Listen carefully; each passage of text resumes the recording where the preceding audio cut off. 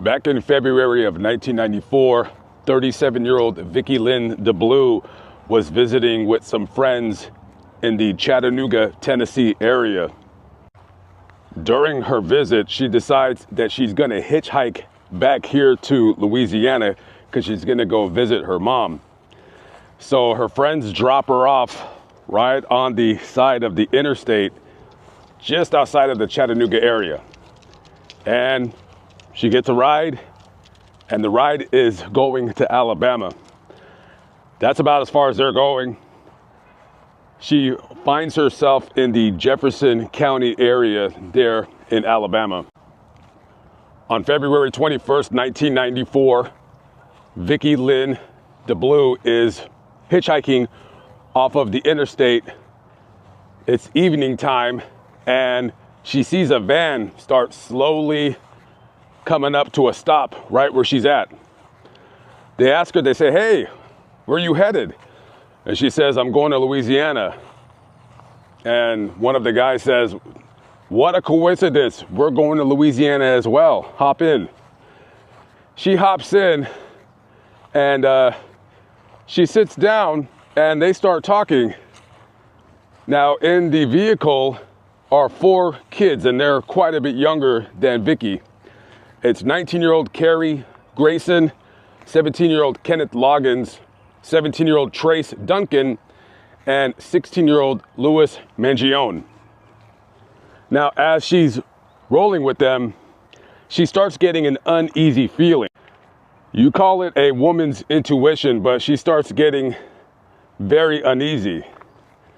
She doesn't know that at the time that all 4 losers have been drinking and doing drugs all day and all night long. So as they're going down the interstate, he makes an exit, and she's saying, where are we going? And he says, "Oh, we're gonna go switch vehicles. This van doesn't run very good, so we're gonna take my truck." They start driving into this wooded area, far away from any businesses or any houses, anything of that nature. So they come to a wooded area, and they get out, and they all start drinking beer. And they say, "Hey, come on, have a drink with us. Let's party." And she's telling them, no, I don't want to party. I need to get home to my mom's house in Louisiana. And as they're drinking, she's getting more and more uneasy. And all of a sudden, they start throwing their beer bottles at her.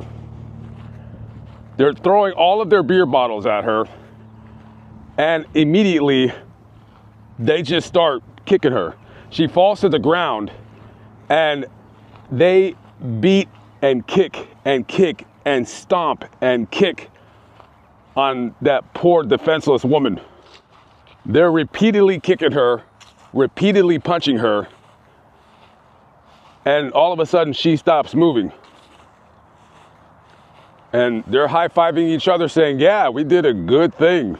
We did great." One of the guys notices that she's still moving, she's still breathing. They thought they killed her. So Carrie Grayson and Kenneth Loggins, they both proceed to step their shoes on her neck with all of their weight. She starts gurgling on her own blood, and the last words that she would say is, "Okay, I'll party." She stops breathing. They just killed this woman. They take her body and they put it into the back of one of the guys' trucks, and they start heading to Bald Rock Mountain. They take her to this area, and they take all of her clothes off, all of her jewelry. They start rummaging through her luggage, and they immediately start to poke at the body with a knife, and then they start cutting. They start desecrating this poor woman's corpse. They do just sick and unimaginable things to her. finally, after they're done, they leave the body there and they decide to go into town because Vicky's blood is all over their truck and they want to go wash it off. So they go to the nearest car wash the truck down, and then they go to drop off Louis Mangione at his house.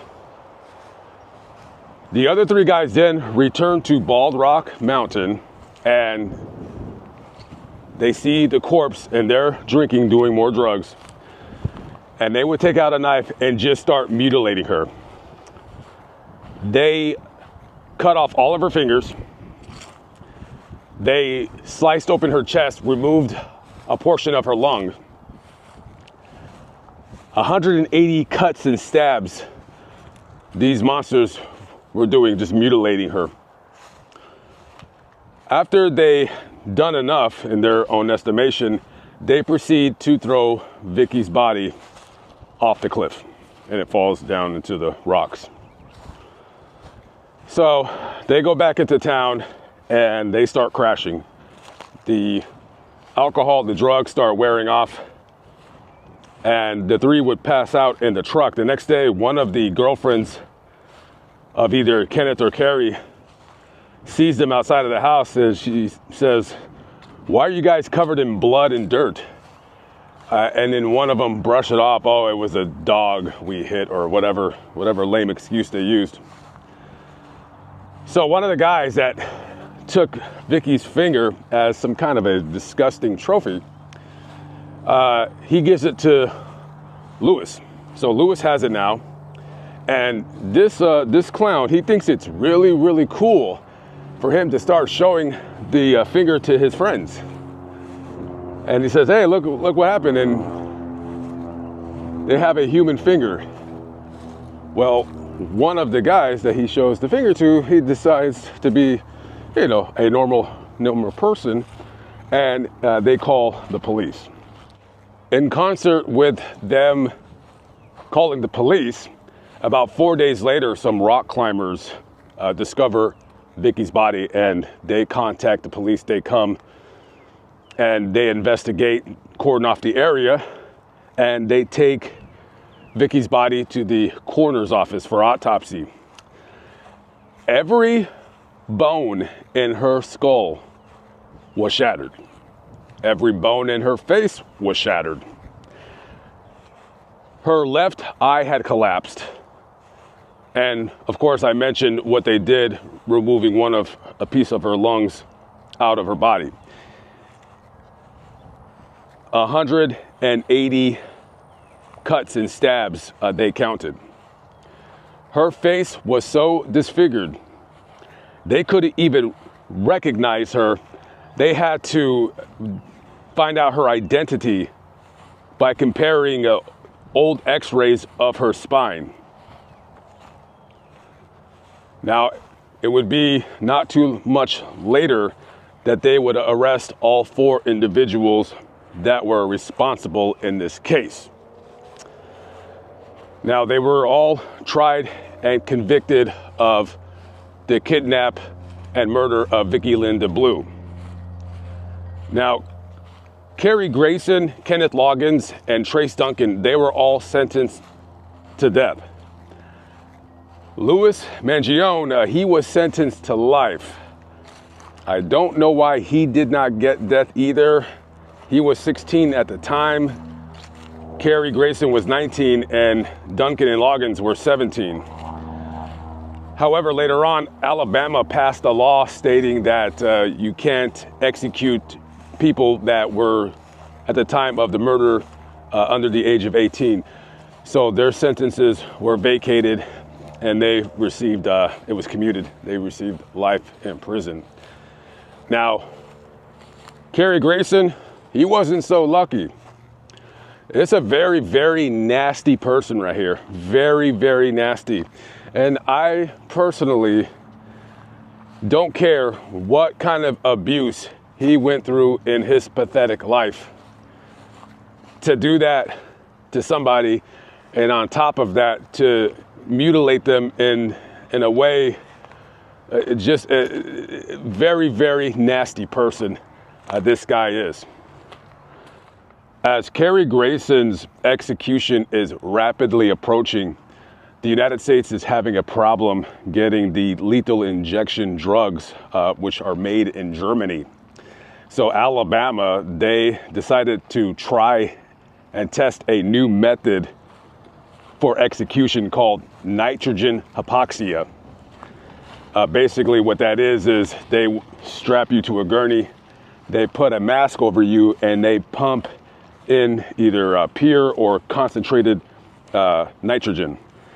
The theory is within literally 2 inhales, it renders you unconscious. And in theory, it's supposed to take away the sense of suffocation and panic. Now, once you're unconscious and you have this mask strapped to your face, you're just breathing in this nitrogen, and you basically, in a sense, you suffocate. But you don't have any conscious thought of the suffocation because you're unconscious. That's the theory anyways. So on November 21st of 2024, it is the last day that Kerry Grayson is going to be alive on planet Earth. So he has his last meal, Mexican food from some local restaurant. Very nice of the prison officials to buy him that.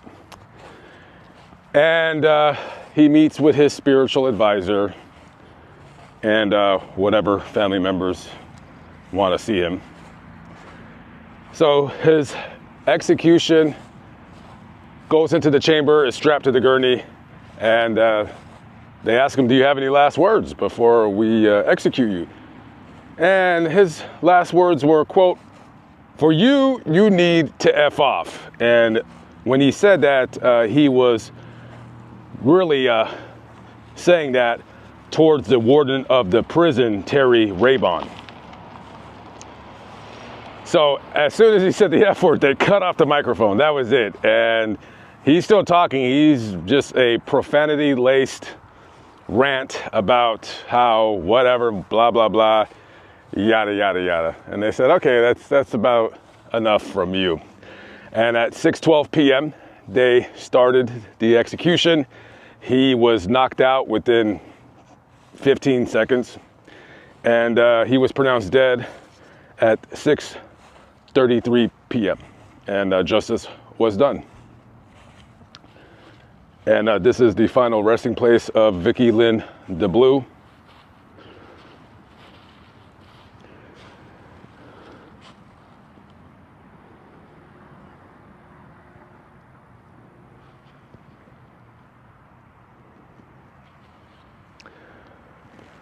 Her daughter, who, by the way, was totally against this execution. She's against the death penalty in general. She says about her mother, quote, she was unique, she was spontaneous, she was wild, she was funny, and gorgeous to boot. So rest in peace to this poor woman. Terrible last moments on earth by 4 Cretans, and one of them is gone. The other 3 will never, ever, ever, ever get out. So, okay guys, I'm hitting the road. I'm going west, Texas bound. I'll see you in the next video. Thanks for watching. Peace out.